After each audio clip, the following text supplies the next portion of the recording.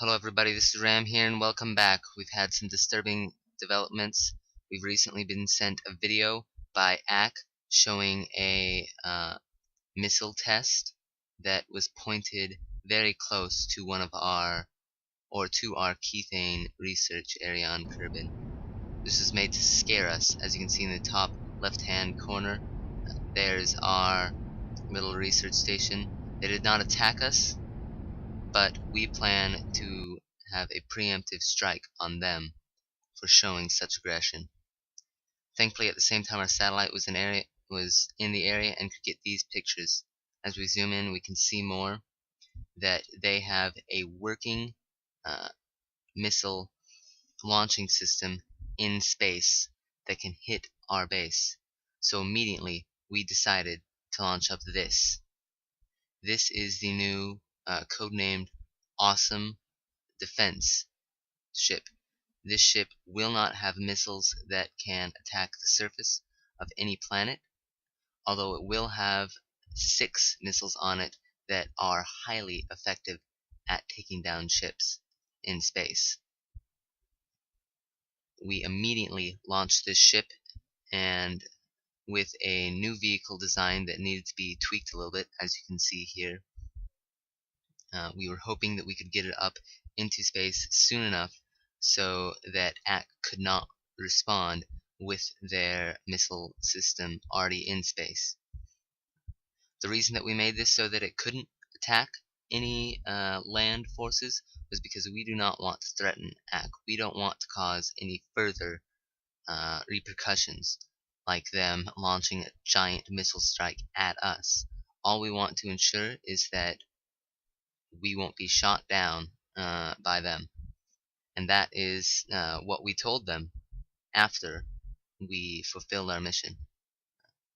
As you can probably tell, this is post-commentary this episode, and I did this because most of the time I was concentrating very hard on making sure that this hit its target.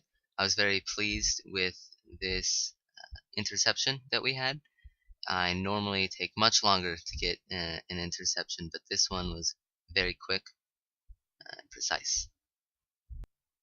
As you can see here, we are approaching the station.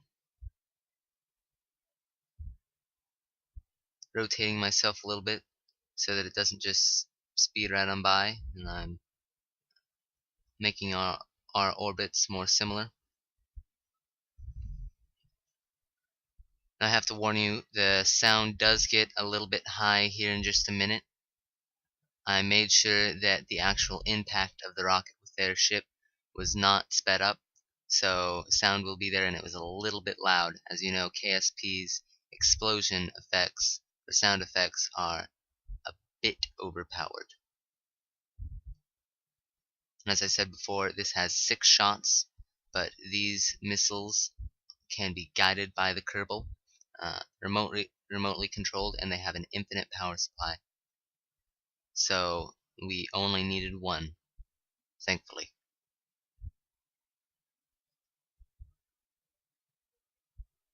Now cut to where I'm closer to the enemy ship and about to hit it.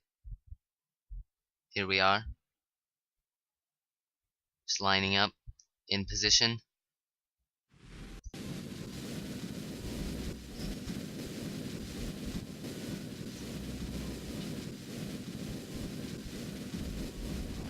Direct hit, completely annihilated. I went back to look at the orbit, and it was not there. Since that was out of the way, quickly afterwards we knew that we had to get to the moon. Still, we're going to continue with the rest of our missions now that it's safe. We launched the probe to go to the moon. It's exactly the same as the probe around Kerbin. And I'm sorry, I've been saying moon. It's mun. It's exactly the same as the probe around Kerbin. And the probe around Kerbin right now could probably go all the way to the moon and be just fine. But we decided to just stick a new one there so that the probe that we have up right now can continue to look over the planet Kerbin to see if there's any more things happening by AC. I'm expecting that they will soon put up a satellite of their own and begin monitoring us more closely. Lining up here, I'm trying to get as close to the surface as possible because I'm used to landing, and normally when you're landing, the most efficient way to do it is to get as close to the surface of the moon or mun, I'll catch myself, as possible, and then immediately stop and land. And about the time that I'm in orbit around the moon, I realize I'm not going to need to land. So I'm gonna have to push back out, but I don't realize that yet. So as we go a little bit farther here, you'll see that I get pretty close. Tried to make the best of it though, and I realized I was losing power. So I quickly deployed the solar panels. That way we wouldn't have to worry about a dead ship stuck out in the middle of space. Oh yes, for a second there I forgot. What was this? After that ship was in orbit, and I decided just to cut out the last bit of that orbit because it got kind of boring. But after that was in orbit, I decided that I needed to stick a lander on there because I found out where the Kethane fields were, so I know approximately where I need to land, but I can't really just look on the map and see there's a point there. The map that's given for the Kethane is very hard to see, so I decided that we would make a small little detector very similar to the one on Kerbin, hopefully not flip this one over, and land it on the Mun. I put that way I could just see it there in the main map view and be able to land straight for it. The little Kerbal capsule on there is completely empty, although it gives me a much more torque when I'm trying to turn in space with no RCS or anything. And you didn't really see it on the last bit of me trying to put up the satellite around the Mun, but I had some very hard times turning that around in the positions that I needed. So I decided to add the capsule on this time. And the launch on both times went extraordinarily well. No problems. I thought it was going to explode on me because, well, I'm recording, why wouldn't it? Just to spite me, but it didn't. It was great. All of the launches went amazingly. Now, as you can see here, I'm beginning to land on the Mun, and the map wasn't all the way filled out. I don't really know what happened. You guys didn't really see it there, but when I came with the satellite, I just came here and for some reason the map was already partially filled out. I'm not exactly sure what that was. As I said at the beginning, I had made a save of this before, but I deleted the save and then remade it. It's still in the exact same name, but I deleted it, then remade it, so it should have been cleared. And on that other save, I didn't go to the moon with the Kethane mod in, so it shouldn't have this here. I don't know why it's here, but it's there. It would have been pretty much the same as what we would have gotten anyway, so I left it. It just left a little bit more time for me to do other things besides sit in front of the computer and hear this thing go beep. Had to sort of increase my apoapsis. That way I would still actually be having enough force to fly into the Kethane deposit, not right beside it.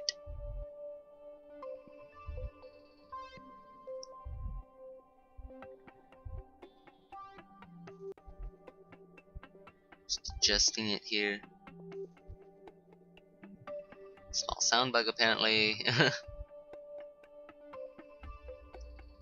And I turned on the little sensor there, and no, I'm not in the Kethane area yet. But what I did see is if you look sorta on the right hand side there, you can see that there's an arch. So the Kethane area is right next to that arch. I think that arch is actually more into the Kethane deposit than I'm going to be when I land. That was kind of cool. as you'll see here soon, I did something that I would not advise. It wasn't very smart of me, but I did it anyways. I shouldn't have done it. And normally the reason that I speed this all up for you guys, doing most of it, is because of this right here. Currently running KSP and my video recorder, I do have quite a low frame rate, and I'm sure that you guys don't enjoy that low frame rate, so I don't normally do it. And I'm not exactly sure why there's no sound right now, but there is. I'm sorry. And also, as you probably could have noticed, for some reason, back a little bit, the video quality wasn't very good. I'm very sorry for that. I don't know what happened. The video recorder just bugged out on me, but it seems to have come back a little bit right now, so that's good. Yes.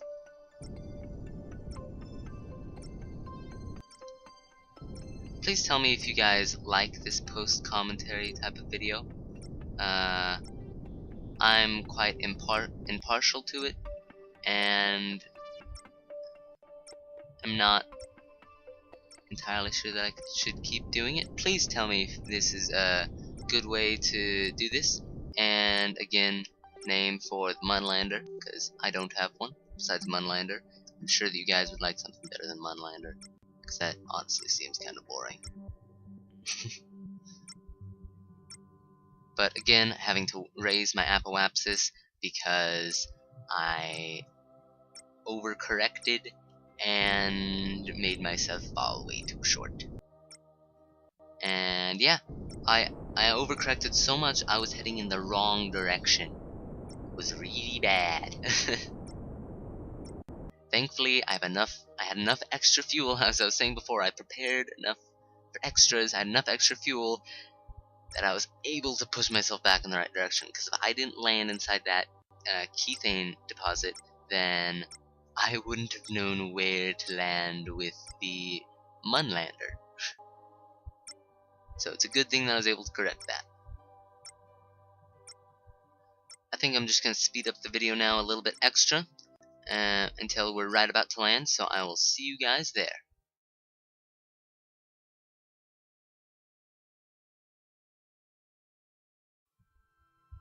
Okay guys, we're about to touch down. Coming in real nice, just throttled up a little bit. And I didn't realize how much I was moving to the side when I was coming down, so it was a little bit weird.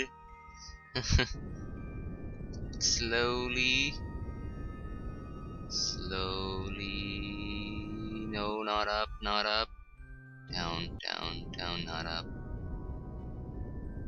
Coming a little bit faster than I want. I really wanted to touch down at 2 meters per second or less, but every time I do that I try to go back up, and I didn't really want to go back up. Tilting a little bit to the wrong way, but that's okay. Oh, coming in too fast, too fast. Now I start to hover. Still coming down a little bit. Time 3 meters. I wanted to get it down to 2, but I really couldn't. I was afraid the legs would break off, but they stayed on. Oh, and it was okay. Landed, great landing. Checking the Kethan.